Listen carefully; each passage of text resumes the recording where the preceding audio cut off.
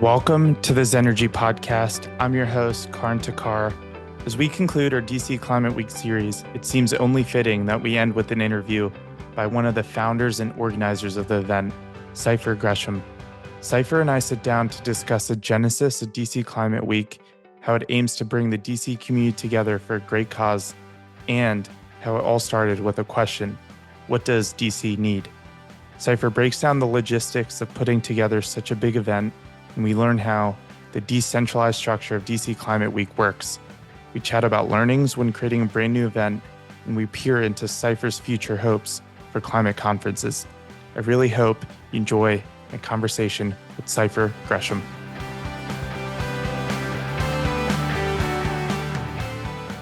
Well, Cypher, thank you so much for taking the time to join the podcast and also for helping to co-found DC Climate Week. As I was saying right before we started the recording, I feel like DC is a city which has characteristics that other cities just don't have as a result of us being DC, and therefore feel as if Climate Week and bringing Climate Week to DC is just great service. So really appreciate the part you played in helping co-found DC Climate Week. Yeah, happy to be here, and thanks you for having me on.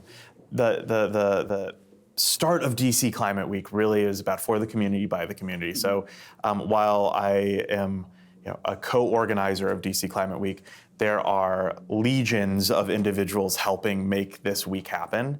And so we have over 4,000 individuals attending across the week. And that's midweek, as like when we're recording this, right? Like we're on Wednesday of a full week of programming, and that number every day continues to go up. We have over 150 different events happening throughout the week, and these are organized by the community, for the community. And then what the organizing team does at DC Climate Week is we say, great, we want to help amplify that impact. We want to shine the light on the individuals, organizations, movements that are happening throughout DC, all with the goal of inspiring local and global innovation, action, and optimism. So that's that's why we did this. That's amazing. Yeah. No, I want to unpack that, because I think the decentralized nature of Climate Week is a really interesting structure to organize something like this. I mean, 4,000 attendees till now, midweek, as you're saying. I was at Sarah Week in March, which has been in operation for decades now, and I could be wrong about this number, but I remember hearing that around 10,000 attendees. Of course, that's a slightly different conference, a little more focused, but still, the fact that DC Climate Week already drawing that amount of people, this is a great signal that the city needed something like this. Yeah, and I think it comes back to a very, very fundamental thing that post-COVID, I think people are hungry for community. We spend a lot of our lives working behind a computer screen. We're working with individuals all around the world, but we sometimes get disconnected from each other. But by hosting things in person, you're able to have those collisions. You're able to have individuals come out, make connections, brainstorm different ideas, and people are hungry for that. Yep. Especially this time of year, and as the first DC Climate Week, I'm ecstatic the turnout that we've had.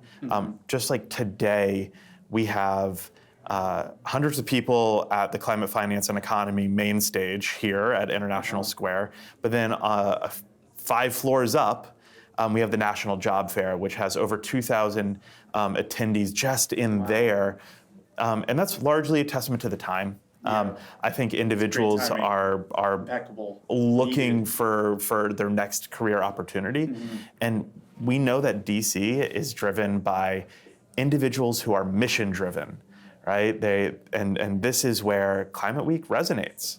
People want to make a difference in their community, both locally and on that global stage. And so that's where we have companies hiring here that are global in reach, but then we also have some really impactful local companies. So how did that idea take shape, could you just walk us through the process and how it unfolded initially, and like what were some of the early events that really made DC Climate Week possible? Yeah, it's been a journey, and I will tell you that at the very beginning, we hosted a DC Tech meetup, Climate Tech Edition. This was last April, so a year ago, really, and we hosted 4 or 5 different technology companies that came on stage, live demoed their products, some of whom are actually, demoing their products, speaking throughout DC Climate Week. And we hosted that at MLK Library. It was an incredible turnout. We had 300 individuals come out to it, and we had a happy hour afterwards. And that's actually where a few of us were chatting over a cocktail, over a beer, and we were like, what if? What if we did something?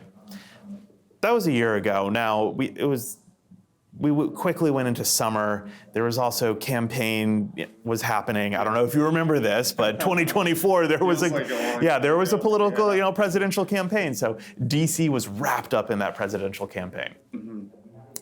And through that, I wouldn't lie to you. I can't lie to you that I got the feedback that does DC really need another climate week? Is this too political? Or does the U.S. need another climate week? Does the U.S. need one? Does DC need a climate week? Does New York need another one? Is this the right time? Yep. Or we have these other ones. There's one in New York. There's one in SF. There's one in LA. There's one in Pacific Northwest. There's one in London. But again, DC's so do we need unique. One? Right. So, but individuals kept on saying, are we sure? Do we need this? But I started talking with individuals, and we hosted a really, really nice convening at the Rainey House, hosted by Sarah Hunt, who's one of our incredible executive board members, to actually just have the conversation. What does DC need? And that's where it really, really started. And so that was last, I want to say August, where we had this okay, let's come together. I know we're in the midst of a political campaign season, but let's bring 25, 35 leaders from around the DC area that are committed to climate and actually have the conversation. What do we need? And it's in that dinner where individuals started to say, I'm ready to lead. I'm ready to stand up. I'm ready to lead programming. I'm ready to jump in. From there, what was the answer to that question? I'm just curious. That came up during the dinner. What were some of the statements that people are making in terms of what DC actually needs? Yeah, DC needs an incredible amount of things, and at the same time, we really focused on where we had so many assets and so many great things that we could actually leverage. And so 100%. one of the things that we came out of the dinner was we actually looked at, okay, what does the ecosystem look like here? Who are the individuals making cool things happen? Who are the technology companies that are building things? And so we had Arcadia there, we had Action Figure there, we also had representatives from Events DC, which convenes people. We had individuals who are funders like venture capitalists from Juniper VC and others. And what we actually said was wow, we have this immense body of experts. So we have technologists, we have experts from WRI to Federation of American Scientists to the Aspen Institute. They're all based here. And so we said, what do we have here? An immense amount of intellectual horsepower. We have an incredible space. We have a significant number of individuals who are mission-driven that look for opportunities to shape the future for the better, right? Regardless of the side of the aisle you're on, if you come to DC, you're looking to make a difference. You're looking to forward some of your ideologies, right? And so that is corely the foundational of mission driven. So we have those 3 things in spade. We identify that, hey, we have a significant amount of capital here in DC. it gets deployed in a really unique way. So we have the World Bank, IDB, and it's very global capital. Then we have the National Science Foundation, Department of Energy, EPA, which are deploying capital locally and nationally all around climate initiatives. We did acknowledge that, like, hey, maybe we could have a better venture capital scene specifically for climate here, and many of the individuals in the room are trying to change that at that dinner. So once we kind of mapped that out, we were like, well, we have all the makings of an opportunity to bring these individuals together, but one of the problems was that they were siloed. That in those different stakeholder groups, how often does WRI and Juniper VC, which is a small and incredibly impactful venture capital firm, and the founder, Michael, is on our advisory board, investing in synthetic biology and incredibly opportunistic fields there. How often do those two stakeholders come together in DC? Not often. They do come together when they travel around to other conferences and they collide there. But why do we need to emit that much more carbon by traveling to meet one another when we're just down the block from each other? True. So those were some of the pieces from that dinner that came together. And then we started, individuals shot up their hands and said, hey, I'm ready to lead. I'm ready to do this. And it kept on building. And that sentiment, that energy, it just kept on going and going and going until we had an entire advisory board, 18 plus members. We had an executive board with incredible luminaries like Karan, the founder of Arcadia, Dr. Deborah Bronson, who is just an incredible, she's part of the Explorers Club, right? Like that is, I want to be Deborah when I grow up. Like,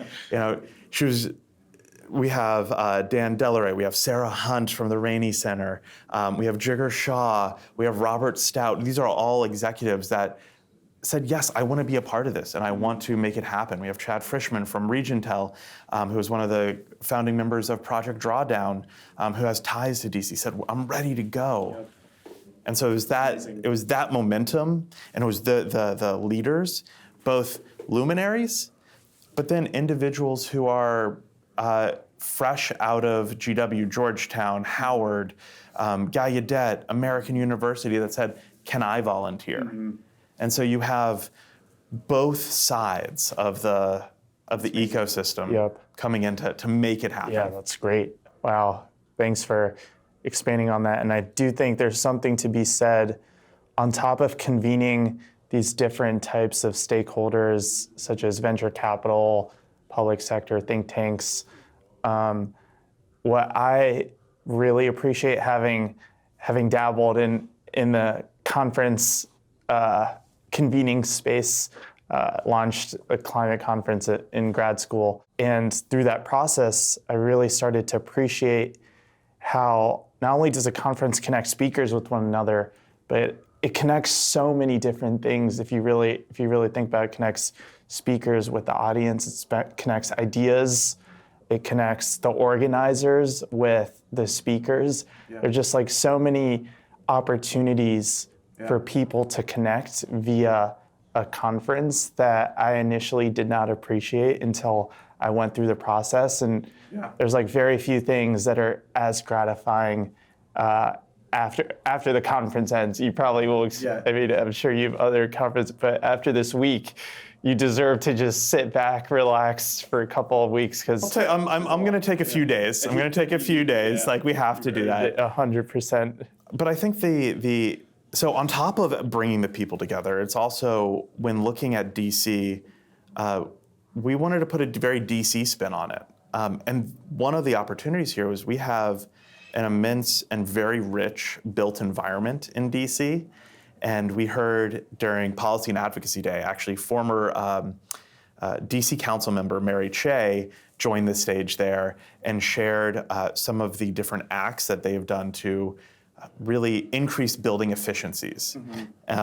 Majority of energy in the district and DC Climate Week is more broader. It's like the DMV. It's District, Maryland, Virginia. Everybody's from here. But in DC, the majority of the carbon emissions come from the built environment.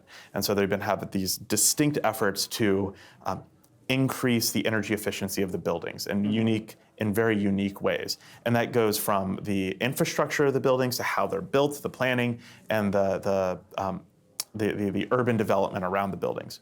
And so actually when we were planning, we worked closely with venues that were mission aligned and even business districts. So like one of our supporters, Golden Triangle Business Improvement District, which we're in right now in this room, they announced actually when we hosted an executive board, an executive breakfast, they announced that they are Platinum LEED certified. One of the business improvement districts that are Platinum LEED certified. That's huge. That means all the buildings in their area are Platinum LEED certified, and that's U.S. Green Building Council, which is another one of our partners that's based here in DC. And so not only bringing the people together, but it's also how do people interact with like the physical environment, and then how do we convene individuals and highlight the really cool spaces, groups, and everything. So we're like the final day of DC Climate Week is at Sycamore Oak, which is a mass timber building down in Congress Heights,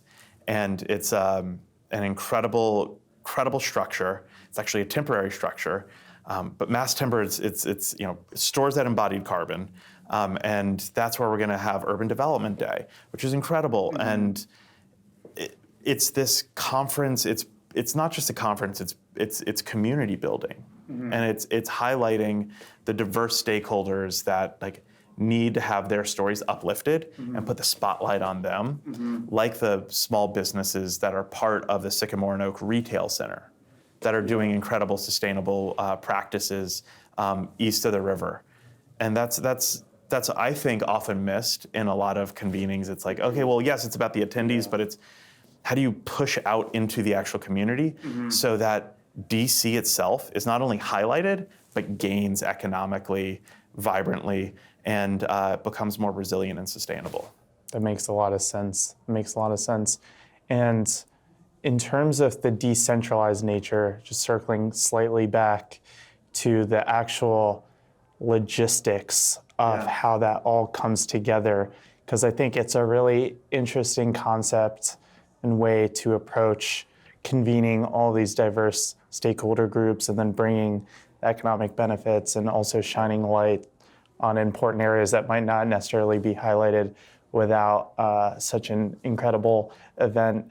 So could you walk us through the actual unfolding of like how that decentralized organizing comes together?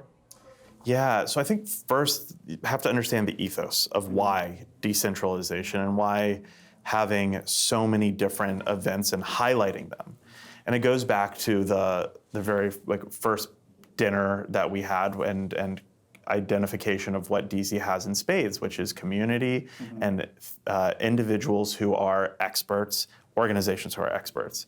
And also organizations, many of them are nonprofits, a lot of them are for-profits. And so in an idea of abundance, how do we build a bigger tent? How do we grow the pie? It's actually about how do we spotlight them? And not just on a panel. Panels are incredible. We love panels. We love keynote speeches. But how do we empower them to own their own voice and leverage it? And that decentralization is key to it. So what we were able to do was leverage a event platform and say, if you're hosting an event, we'll create a list of venues that you can find. So we reached out to hundreds of different venues, told them about the mission. We then worked with the different organizations to match-make them with those venues. And then say, hey, list your event on this shared calendar. Well, we'll have 150 events. But behind the scenes there, we had 35, 45 volunteers actually managing, reaching out to the nonprofits, the for-profits, the government entities, the local entities to say, hey, you should be involved because we want to spotlight you. And when you say, we're here to help, truly, and we need your help to build the community together. It's incredible what people, organizations come together to make it happen. So decentralization, I think, is key in how we can support the community more broadly and make sure everybody is included in the conversation. Also, I love how it's largely volunteer driven. All volunteer driven. That's a lot of hours that those volunteers, I imagine, probably put in to help convene the different groups, connect them to the locations, and help them, like, I assume, invite speakers to their panels and things like that. So yeah, and this was like one of the coolest things, was just seeing the level of passion by the volunteers. Everybody is on their own professional journey. They're in their own personal journey. Many individuals have been impacted by federal layoffs and other parts of the economy that are, as we're seeing, turning over. And so, harnessing the level, the ingenuity, the passion for individuals who are incredibly driven, incredibly mission-oriented, incredibly optimistic about the future. DC Climate Week was a space where they can harness that energy while they're exploring their next journey professionally, or maybe they're looking for a career transition from one sector to another, and they're really interested in learning about climate. There's no better way than building. I agree. So you would essentially supervise or like help guide the volunteers to show them what opportunities are available to get involved. Yeah. So we had we set up different committees. We had a programming committee, marketing committee. We have the partnership and outreach committee, sponsorship committee, and we said, hey, where are you interested in getting involved? I will say one of the big learnings for me was that I wish we could have really taken all of the volunteers. Like we tried to take as many in as possible and tried to support them and include them. There's just, as a all-volunteer organization, there's also just so many hours in the day to set up the infrastructure to make sure that they were supported in what they needed to accomplish. But one of my favorite pieces of the volunteer stories, there's a group of individuals who saw an opportunity to create a map of sustainable businesses in DC. And they said, we can do this. And they're like, we don't need to have massive amount of funding to do this. We don't need funding. We have Google Maps, and we have we're talented. We can source all the different organizations that are around DC, that are the restaurants, the stores, the different community centers that typify the core values of DC Climate Week. And they made a map of it, and they pushed it out to the community. So now individuals that are in DC at Climate Week can find the different stores, groups, and organizations that align with their core beliefs by being a part. I'd love to link that in our show notes. I'll send it to you. That'd be great. It's incredible. Thank you. Are there any other key learnings from this process? I'm sure you're still need some time to reflect on it because it's probably been very action-packed, but what other insights or learnings from organizing such a broad group of organizations and people come to mind? I have a few learnings. So personally, I think the biggest learning here is as a leader in DC Climate Week, it's about empowerment, and it's about it's really important as a leader in a decentralized and volunteer-driven effort, take my own ego out of the equation. It's not about me. It's about the individuals. It's about Spencer, Carolyn, and Nino, who organized everything for Climate Finance and Economy Day for the main stage. They did it all. They're the ones running they're running it today. Right? It's not a centralized CEO. It is they're doing that. Justin and Andreas on day one, innovation technology. Then we partnered with Tech for Climate Action on day two to run our policy day. And it's these individuals that we're highlighting. And so it's taking my personal leadership growth, like I'm taking my ego out of it as much as I can, and acknowledging the talents, the strengths that are in others, and lifting them up. Mm-hmm. Corollary to that is second big learning is we have to ask for help. Like, we can't go it alone, and it is oftentimes when organizing something for the first time, you want to jump in and do everything, mm-hmm. but you can't. There's not enough time in the day. Mm-hmm. And by being willing to ask for help, it's amazing what the community gives back to you. That means when I'm a magnet for help, mm-hmm. the rest of the team are. So all the team leads, they needed help. Mm-hmm. And so they embodied that ethos of reaching out for help when they needed it. Yep. And then the third learning, so we had ego, asking for help, and then the third learning for me really is the ability to unlock all individuals and the entire community and welcome them to the table. Mm-hmm. And this is corely important. I had an early conversation with the American Institute for Architects. I just emailed them. I just said, hey, we're doing this thing. You're building you're renovating your headquarters, a few blocks from here. It's going to be net zero, and it's an incredible 1970s Brutalist building. It's an incredible thing. Would you want to show it off? Mm-hmm. And they responded with yes, because they're passionate and they're proud of their accomplishments. And so they're running hard hat tours for the built environment community. Wow. So that's awesome. Quite a few learnings, and I'm thanks sure for sharing. Those were great. Yeah. I'll have more next week when I decompress. Yeah. This conversation is someone who loves just seeing the back end processes of different aspects of either conferences, companies, things like that. It's been really interesting conversation for me, and I'm sure for many other people as well. My final question to you revolves around the times that we find ourselves in today, and I think DC Climate Week could be an interesting microcosm in terms of where you're seeing people being the most interested in topically, or since you've probably spoken to so many people just through the process of convening this massive week. Would love to get your perspective on where you feel the climate field is today, and what gives you hope, what you think the major challenges are. And also, there are many layers to this question, so please feel free to tackle it however. Yeah, these times. Yeah. Just how do we address these times? Yeah. I don't know. I am not qualified to do that. I don't know anybody who's qualified. Yeah, microcosm, because I'm sure you're able to see where the most registration has been going. For example, the job fair upstairs as well. It's incredible. How much traffic you've gotten there, and then the final part is on this concept. Your last answer, where you want to bring in all stakeholders.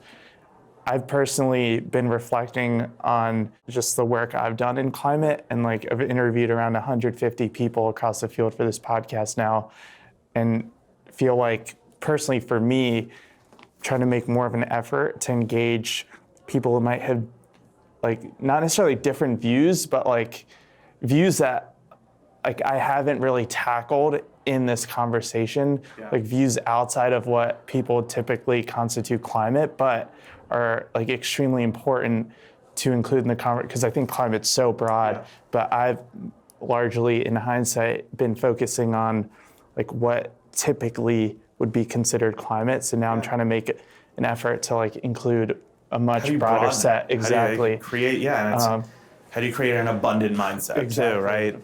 I think so DC Climate Week, I got to give a massive shout out to Claire Smalley, the founder of Small C, who actually rolled up her sleeves and pulled all of our branding together. And I remember working with her about what should our colors be? Do you know how you make purple? What are the two colors? Red and blue.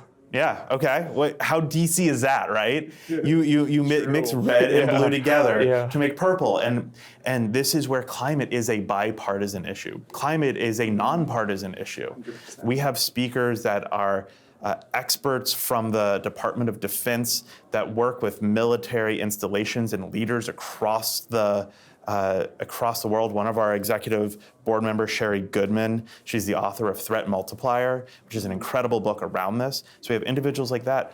We have activists that are at the front line that might be more left-leaning, and some individuals more right-leaning.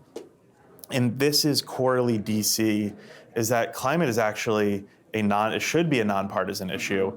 And from our branding, we did that. And then by inviting everybody to the table, where they're at in their climate journey, I think is corely important. Especially when you see the statistics like 74% of Americans believe that climate change is real. And I think that's that study was by the Yale George Mason University from a few years ago.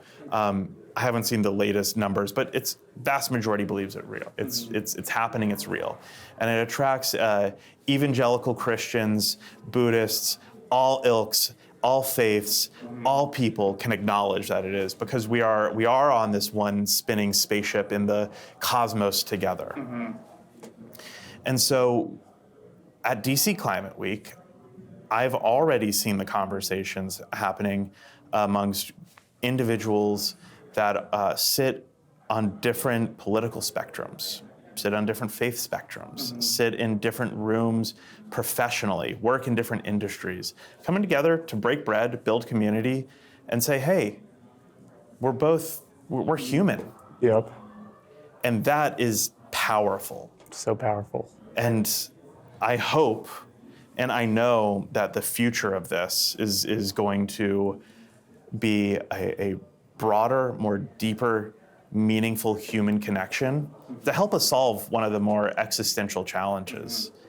As I have a family, a young child, I want a better future for my child. And any person in the world, you ask, you have kids, you have grandkids, do you want to see a better future for them?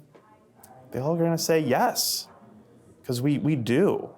And so finding that optimism, harnessing that power, while acknowledging the grief and the challenges that we face and the barriers we're going to have to overcome and the systems that we're going to have to rethink, is corely important in how we think about that brighter, better, more impactful future. That was inspiring. Thank you. Thank you. I think a great way to wrap up this conversation. Really appreciate the time and also all the work that you put in to make this happen. Thank you so much. Thank you. This is great. Thanks so much for checking out the Zenergy Podcast. If you enjoyed today's episode, please take a moment to rate and subscribe to the podcast. It would mean so much to me and the rest of the team. We release episodes every Thursday, so stay tuned for all new episodes featuring industry leaders building a cleaner, greener future for us all. See you next time.